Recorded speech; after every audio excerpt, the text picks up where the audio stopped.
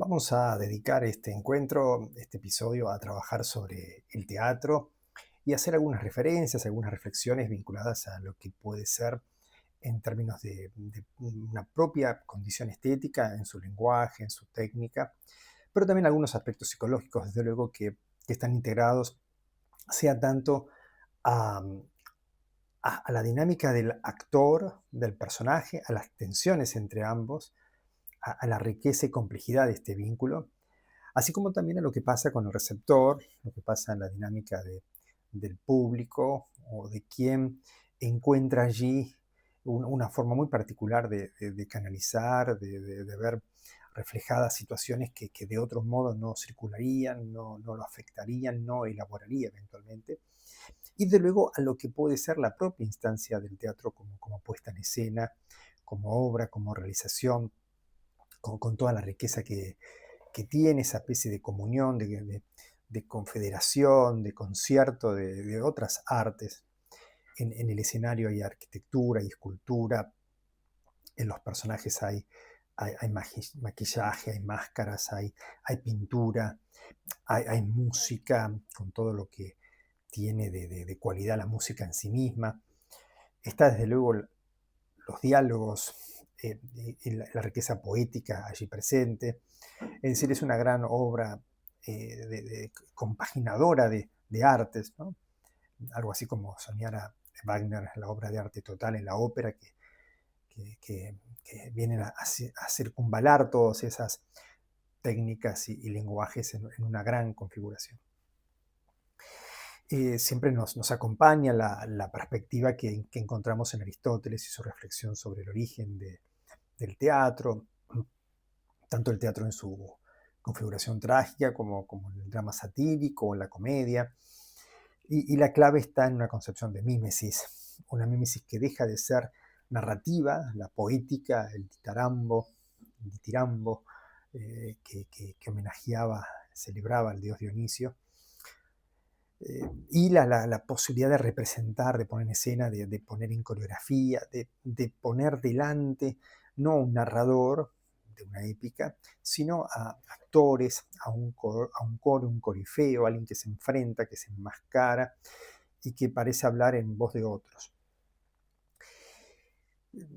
Siempre va a resultar muy estimulante, muy esclarecedor o bien eh, puesto en consideración ese notable y erudito relato de Borges en busca de Averroes, la búsqueda de Averroes en realidad, donde justamente Averroes es convertido en personaje en este texto de Borges, y en toda su piedad con respecto a Alá y al Islam, y también ese respeto, también casi sagrado hacia la obra y la figura de Aristóteles, la, la sorpresa, la imposibilidad de dar cuenta de ese texto de la poética, en un diálogo en ese texto. Hay un encuentro, una cena, una comida, y llega alguien que desde Oriente, desde China, trae noticias de que en una especie de habitación, con gradas y con cuevas, algo así, hay gente que se ríe y se emociona, viendo que otros en otro lugar dicen cosas que no son, y le pasan cosas que no figuran en la realidad. Eh, y se sorprenden y dicen qué cosa más extraña. Ni siquiera pueden entender la palabra actuación, no pueden entender qué es la comedia y la tragedia, casi no hay palabras para eso.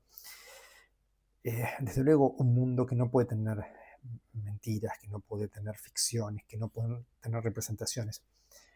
Y Borges reflexiona, o todo es representación y de alguna manera, ¿no?, la vida es sueño y la vida es un teatro y el mundo es un teatro, o toda ficción está condenada, toda fabulación es indigna de un profeta, indigna de la verdad, y por lo tanto puede haber imágenes, pero no puede haber representaciones, ¿no? De hecho, bueno, en el Islam está muy cuestionadas las representaciones y las figuraciones, no hay de Alá, de Mahoma. Eh, bueno, más allá entonces del maravilloso relato de Borges, que no se cierra en la concepción del Islam, sino que extiende sus fronteras hacia la pregunta acerca de qué es la mímesis, qué es la representación, por qué le damos ese lugar tan importante, tan vinculante a nuestra vida afectiva, a nuestra vida emocional, incluso intelectual, a nuestros vínculos. El teatro parece ser un buen metabolizador, la representación escénica de toda una serie de cuestiones que de otro modo parecería que quedarían allí aisladas, quedarían sin poder recorrerse, sin poder dinamizarse, sin poder expresarse, sin poder canalizarse y eventualmente salir de ese lugar que finalmente a la luz de una visión psicológica estaría en camino a la neurosis o a la manifestación de síntomas neuróticos. Justamente el teatro tendría esta capacidad de dar cuenta de eso, ahora brevemente lo veremos. Pero bueno, supone algo muy particular que es que la ficción, la mímesis, se convierte en algo que, siendo ilusorio, tiene efectos reales. Y esto es algo que, eh, bueno, el texto de Borges parece como poner en la lupa, digamos, desde la visión de Averroes, ¿no? No hay palabras que puedan traducir bien qué quiso decir Aristóteles con esto, cómo es que expresaba algo de ese mundo griego, cómo es que Esquilo, Sófocles, Eurípides concibieron y hicieron que ellos fundamentalmente, que son los que nos quedan textos, pero seguramente una prolífica vida cultural que en Grecia durante algunos siglos eso funcionaba muy fecundamente y tenía un gran impacto cívico, convocaba a la sociedad, a la comunidad, y desde luego, eso también lo menciona, eh, lo podemos encontrar a partir del texto de Borges, surge en un mundo politeísta donde es capaz de cuestionar a los dioses, el héroe trágico se enfrenta a ese destino que de algún modo está cifrado por la divinidad, incluso la divinidad misma está sometida a eso, a esas moiras, a ese Ananké. Y el héroe se presenta ante eso, se expone en sus peripecias y sostiene el pecho erguido ante ese destino asiago, ¿no? Esto es algo que en la literatura bíblica y del Corán no sería posible. No hay tragedias, como menciona algún autor en la Biblia. Todos los relatos son de otro tipo de configuración, otro género, ¿no? Lo más parecido sería la historia de Job, pero no es una tragedia, no termina siendo una tragedia, ¿no? Es otra cosa. Bueno, y en esto sería interesante tal vez plantearnos qué valor estético y psicológico puede tener el teatro y la representación escénica, y qué podemos abordar y cómo, ¿no? Y lo haremos sucintamente presentando algunas perspectivas de Lech Vygotsky y algunas perspectivas del psicoanálisis, especialmente de Freud en el texto Personajes psicopáticos en escena. Y un tema interesante es la definición de arte que da Vygotsky. Él dice que el arte es la técnica social del sentimiento. Muy interesante esto. Primero poner en manos de una técnica, es decir, de un procedimiento, un artificio. Las artes son eso, son técnica, artificios, pero lo que ponen en juego no es solamente la belleza, el calón griego, el calós griego, el sustantivo, el adjetivo bello, posado sobre alguna situación, algún objeto, sino que lo que está en juego es prodigar una dinámica del sentimiento, del arco pasional, pero que tiene un sustento en esa dimensión social.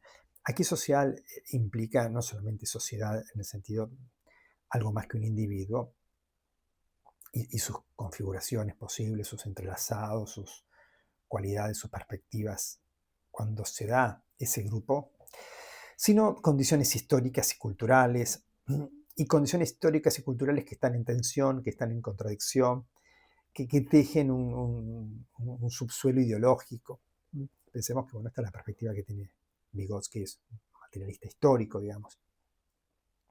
Pero bueno, más allá de esa dimensión epistemológica y también antropológica, porque de algún modo el ser humano se cierne a esas condiciones eh, y a la posibilidad de poder eh, concebir una especie de anclaje muy real en una cuestión histórica. Una perspectiva que está presente allí es cuánto del arte es universal y cuánto es particular, cuánto hay algo que trasciende épocas y fronteras y en su lenguaje excede las lenguas, excede los idiomas locales y tiene una suerte de universalidad. Todavía podemos pensar que resuena el teatro griego alejado en el tiempo, en el espacio y en épocas y en culturas y en horizontes de mundo. Algo parece haber penetrado ahí en una raíz más profunda que la, ¿no? Digamos, los esquemas sociológicos parece haber ahí una dinámica antropológica más profunda. Y al mismo tiempo tenemos circunstancias que hasta pueden ser condicionantes y determinantes que solo se revelan en ciertos momentos históricos, ¿no? Y por lo tanto ahí parece sustraerse la universalidad y tener que rendirse ante lo particular de los hechos. Bueno, esta tensión entre lo universal y lo particular, entre una generalidad ¿no? abstracta y un empirismo muy, muy radicalizado, estará la perspectiva de Vygotsky. Eh, y frente a esto también teorías que hacen a la actuación. Eh, ahí se plantea en una tensión entre la visión que sería de Diderot en su texto La paradoja del comediante, autor que aspira a una especie de universalización, de máscara universal idealizada en la función del actor. El actor crea el personaje, desarrolla un personaje, despliega un personaje, pero en un sentido estricto no lo encarna. Encarnarlo sería apoderarse de él en sus emociones, en su intelecto, en su vida, ser él, ¿no? Eh, Vygotsky expone que la visión de Diderot sería una visión donde el actor sabe fingir, debe fingir, es un especialista en ese simulacro, no debe empantanarse con las emociones, con el carácter de su propio personaje. Eh, debe poder entrar y salir sin mayor dificultades.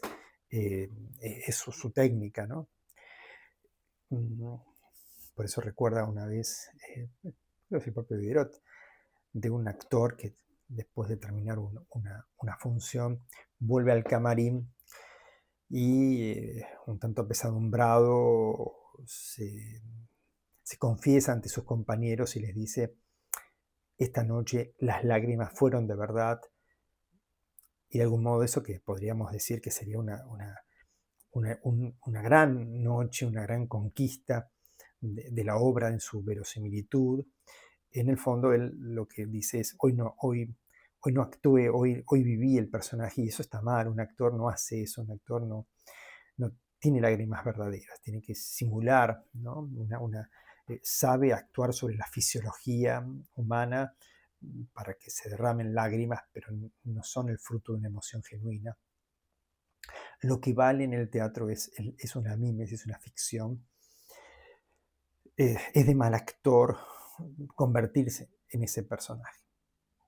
Desde luego que están otras visiones, incluso otras corrientes actorales, como la de Stanislavski, que de algún modo no profesan esta necesaria incorporación del personaje, arraigarlo, vivirlo, convertirse en él, y eso le daría una verosimilitud, es lo que le daría verosimilitud. Entonces esta noción de mímesis es muy importante, esa imitación, esa apuesta, ese efecto de jugar con los signos pero no ser ellos, no devenir en referente, no ser eso, respetar que es un espacio de ficción y vivirlo como tal sería de un modo la visión de Diderot. Ahora eso le permitiría de algún modo lograr un ideal, una especie de prototipo, de arquetipo, no es palabra que usa Diderot, pero digámoslo así, eh, y que de algún modo, bueno, apreciar el teatro es apreciar eso y por lo tanto, en esa dimensión universal, ideal, se trascienden las particularidades y se encuentra allí, digamos, ese valor eh, que daría trascendencia a la expectación de una obra de teatro y, bueno, y haría de un actor un buen actor, aquel que, digamos, le da vida a un personaje, pero no encarna el personaje. Sí, efectivamente, la palabra encarnar acá significaría vivenciar y atribuirse una especie de simbiosis entre el actor y el personaje. Recordemos la máscara, el personabat que llevaba el actor griego, para que no se lo confunda al actor con el personaje. Una vez terminada la obra, el personaje desaparece y el actor es el actor, ¿no? Bueno, y ¿cómo resolver esto, ¿no? ¿Cómo resolver estas tensiones entre esto universal y al mismo tiempo no caer en una suerte de empirismo, eh, digamos, radical o un empirismo que solamente individualiza los procesos y solamente piensa que eso sucede esa única vez y esa cualidad es única de un solo actor?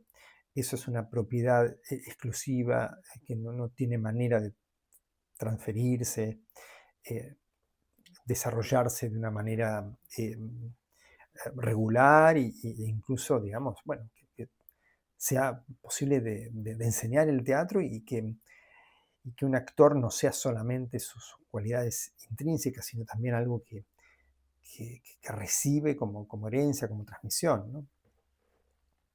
Em, Dice Vygotsky que podríamos tener claramente para la profesión del actor toda una serie de condiciones y recaudos y técnicas y recursos psicológicos que irían desde, por ejemplo, test para determinar si realmente alguien que aspira a ser actor tiene las cualidades para hacerlo. Supongamos una memorización particular, una forma de trabajar el cuerpo, una forma de, de utilización de la voz, eh, un manejo de escenas, una manera de trabajar, por ejemplo, la improvisación y el diálogo. Bueno, y para esto habría técnicas de diagnóstico, habría test y habría también técnicas de enseñanza, ¿no?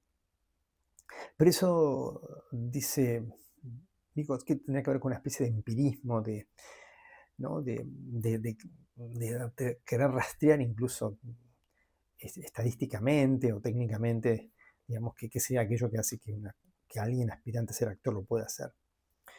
Y al mismo tiempo, entonces, el personaje como ideal a desarrollar, a poder desplegar en una escena. Lo que va a decir Vygotsky es que tenemos que lograr una especie de dialéctica entre la abstracción ideal de los personajes y los recursos técnicos empíricos del actor. Eh, Ahora, ¿y cómo se logra eso? Bueno, entendiendo que un actor y una obra, y acá me parece que están en juego las dos cosas, es decir, la actuación, la obra en sí misma y el efecto de recepción están determinados históricamente. E incluso, por ejemplo, una tragedia griega representa siglos después, lo que le pasa al actor, lo que le pasa al receptor es muy distinto. Hoy, al recibir una obra de teatro, una tragedia griega, no encontraríamos en principio, supongamos, una reflexión de carácter cívico.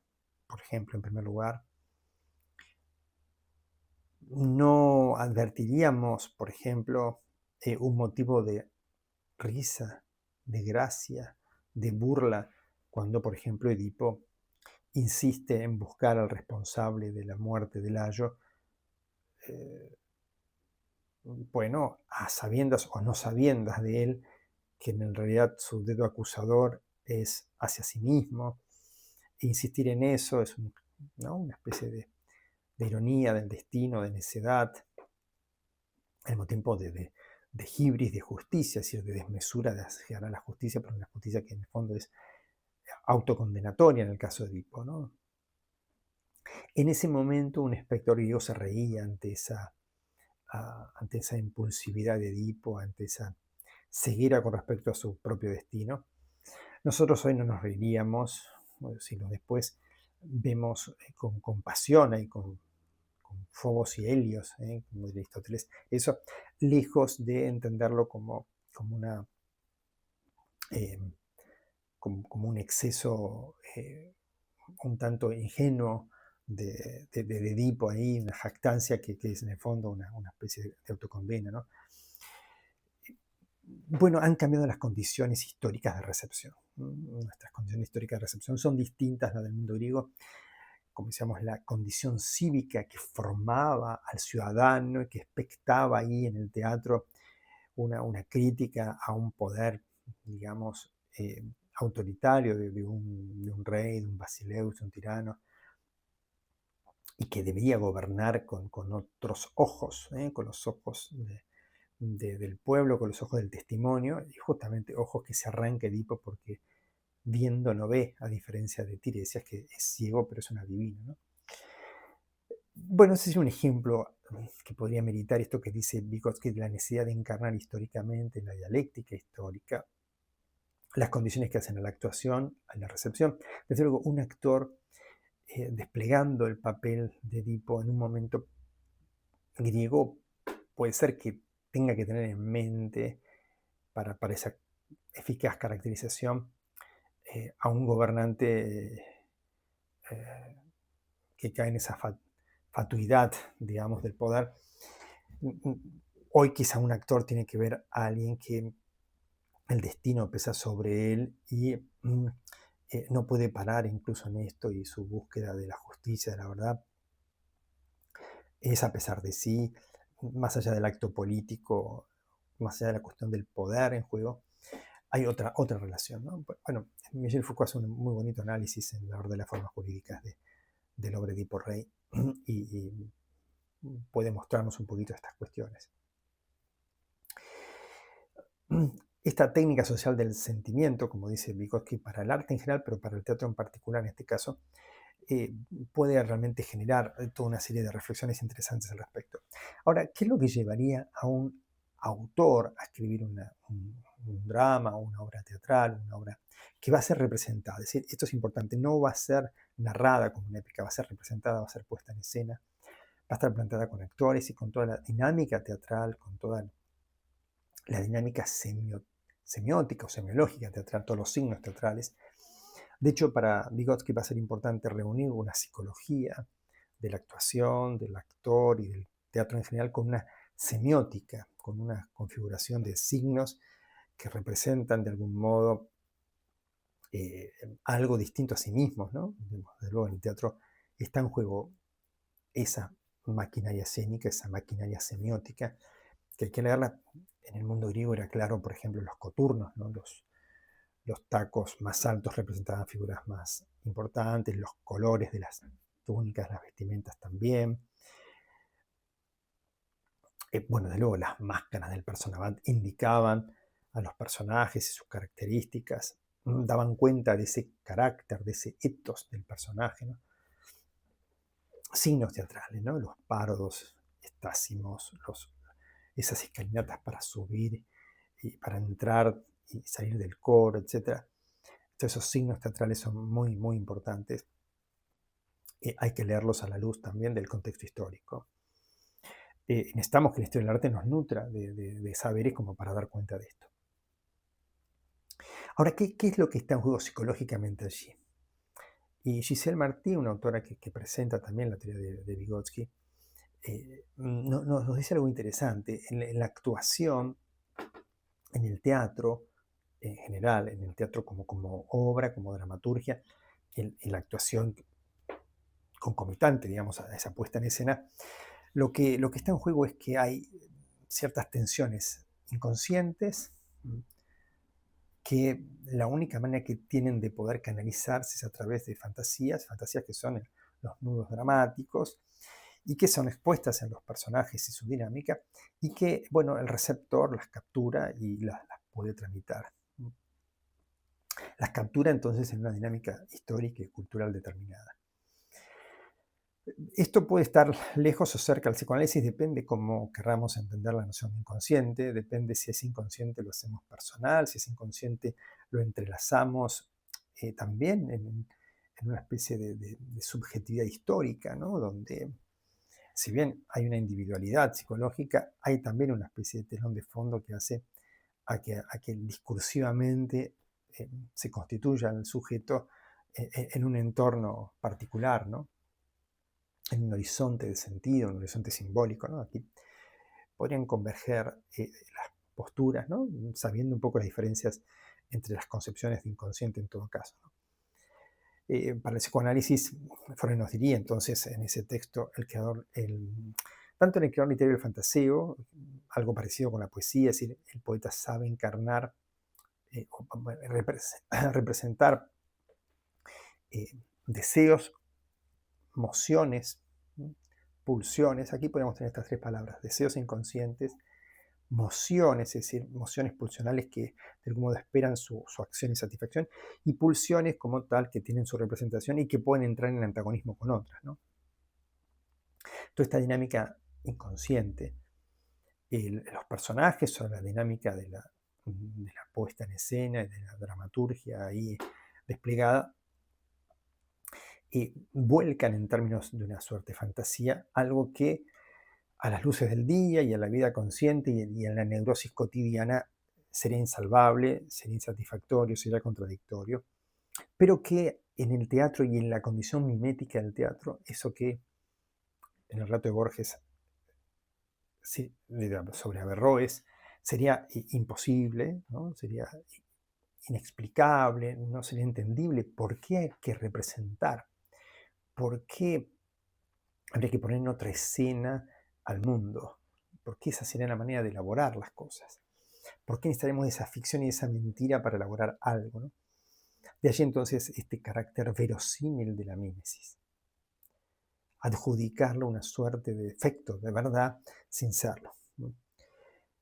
No creemos que sea verdad que un señor disfrazado, un joven disfrazado de Romeo y una jovencita disfrazada de Julieta se amen verdaderamente, pero en la escena Romeo y Julieta están enamorados.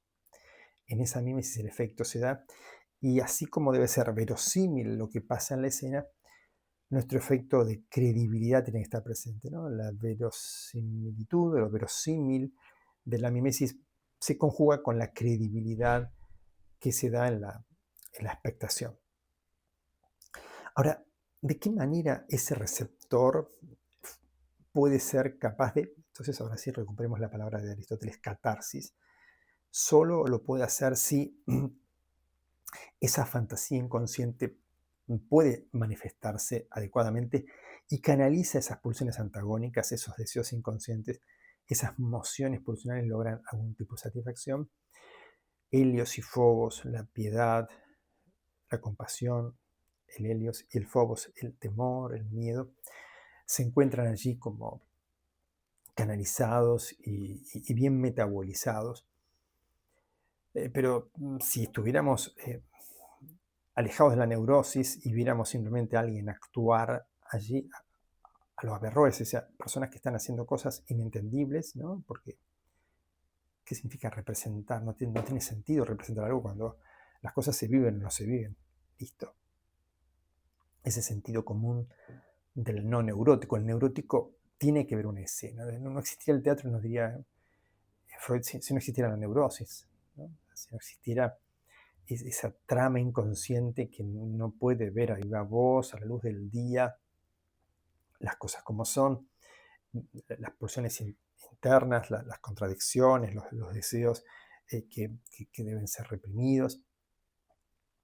Esto tiene que encontrar otra vía, ¿no?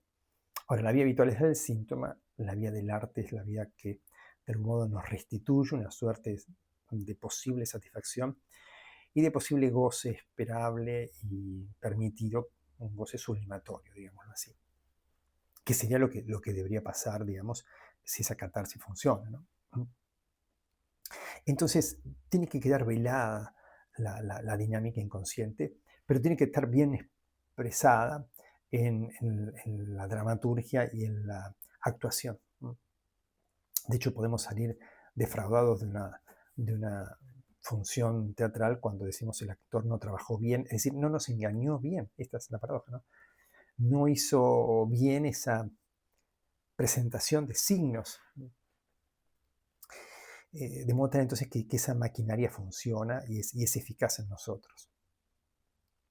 Entonces, tenemos entonces esta linda y rica, interesante vinculación entre una psicología del creador de la obra, es decir, del autor, del poeta, del que debe interpretar. Aquí las palabras aparecen diversas, ¿no? Interpretar, caracterizar, personificar, actuar, dinamizar todo el efecto de la mímesis posible a través de alguna técnica. Acá no importa entonces la técnica si es en total simulación o en encarnación. Esto luego tiene muchas implicancias en los aprendizajes actorales. Lo que sí en todo caso importaría en términos de Vygotsky es que una cosa es tener la técnica de encarnar un ideal, otra cosa es tener la técnica de procesar los conflictos históricos epocales que de algún modo eh, están trazados, digamos, en una obra teatral, en una puesta, en la elección, selección y posibilidad de una representación que para que funcione debe encarnar bien el espíritu de un tiempo, las condiciones, metabolizar bien eh, esa técnica del sentimiento social, del sentimiento colectivo, del sentimiento que, siendo individual, se entrama necesariamente, ¿no? en, en una mm, época, en una comunidad particular, en un recorte histórico, ¿no? El psicoanálisis de algún modo no pone ese horizonte como el necesario trasfondo. Lo importante aquí es la dinámica inconsciente, deseos contrapuestos, pulsiones antagónicas, eventualmente emociones que no alcanzan su satisfacción, pero que a través de esta mediación de la mímesis es posible. Como recuerda también el propio Aristóteles, un animal muerto no nos puede parecer bello, pero el dibujo de un animal muerto sí, sí podría serlo, sí nos parecería por el poder de la mímesis, y esa mímesis está en el núcleo del hecho teatral.